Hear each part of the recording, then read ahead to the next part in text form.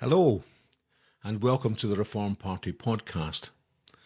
This has been billed as a Ukraine special, and so it is. And the reason I'm doing it is that this has been an absolutely momentous week in geopolitics.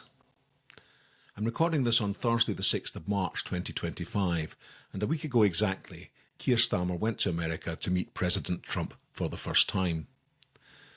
The media coverage suggested that the trip was a great success, that the Prime Minister had been successful in going into the lion's den and coming out unscathed. In fact, if you watch the footage of the press conference that took place afterwards, it's quite clear that what happened was that throughout the visit, Trump was trolling him. He reached out and touched his lapel and said, "Nice suit," a clear reference to the Lord Ali scandal.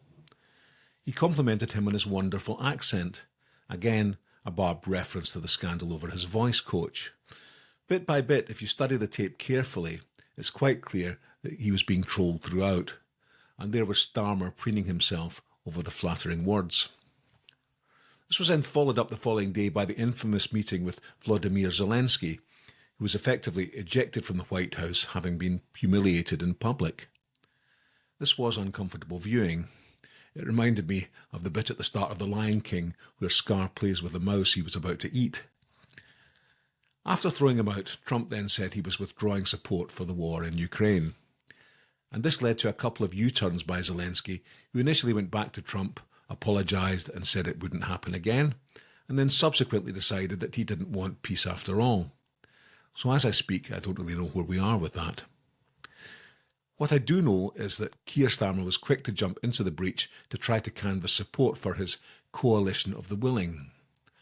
I prefer to call it the coalition of the stupid, because it really was. Stupid in two senses. First of all, we don't have the capacity in Europe to take on the kind of war without the intelligence that we get from America, from the satellites, etc. We have no means of prosecuting the war. If we couldn't be successful in winning with American support, there's absolutely no way that we can be successful without it. Secondly, there's no way that Keir Starmer is going to get public support in the UK for putting boots on the ground, even supposing he could find soldiers willing to fight. It's just not going to happen. So where are we now? Well, it's quite clear to me that this war cannot be won by either side. It has morphed into a war of attrition, the kind of trench-foot warfare that we experienced in 1914 in the First World War. As I said, it's quite clear that Trump is not going to continue to support the war with money and weapons, and without that support, it cannot continue. So it follows from this that the only way that this useless conflict can end is with a peace settlement, and that's what we should keep in mind. Not only that, but every day of delay in implementing the inevitable peace settlement means that hundreds of Ukrainian and Russian young men are going to die needlessly on the battlefield. So what's Reform's take on this? Well, listen to Nigel, who 10 years ago made this speech predicting precisely what would happen. By not becoming a political union with an expansionist foreign policy, with an aim to militarise as quickly as they can. Indeed, Baroness Cathy Ashton, the British Commissioner, is pushing very hard for a European Air Force and for a series of drones. And if you actually look at what's happened with the Ukraine, we've had a message that's been sent out now for 10 years, and this is not just the EU. Indeed, David Cameron, Nick Clegg, and I'm afraid Ed Miliband too, have all been saying to the Ukraine, look, why don't you come and join the European Union? While you're at it, why don't you join NATO too? And this is something that has been seen by Putin to be a deeply provocative act. We have given false hope to those Western Ukrainians, and did you see them with their EU flags and their banners? They actually toppled a democratically elected leader. Yes, I know Ukraine's corrupt, I know he wasn't perfect, but they toppled a leader, and I do not want to be part of an emerging expansionist EU foreign policy. I think it'll be a danger to peace.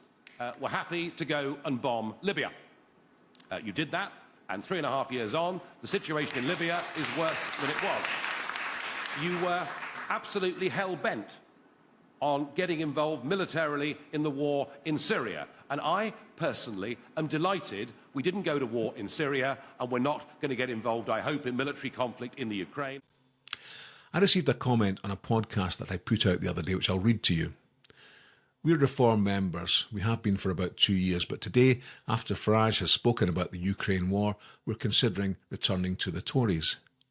Trump considers Farage a fool to manipulate. Plus, look at the Chagos deal. Well, I can deal with the Chagos deal quite easily. Reform has always been implacably opposed to it, and that's on record. There was an attempt to smear Nigel as a Putin apologist during the last election campaign, and some of that seems to have stuck. But anyone familiar with the history of the conflict will know that there's a great deal more nuance than the mainstream media will admit. As always in wartime, truth is the first casualty, and my sense is that the UK public are split down the middle. For example, last year I had members threatening to leave the party because Richard Tice went on an aid convoy to Ukraine. My advice to Reform activists would be to say as little as possible until the dust has settled and the outcomes are clearer. And taking my own advice to heart, I'm going to end this podcast.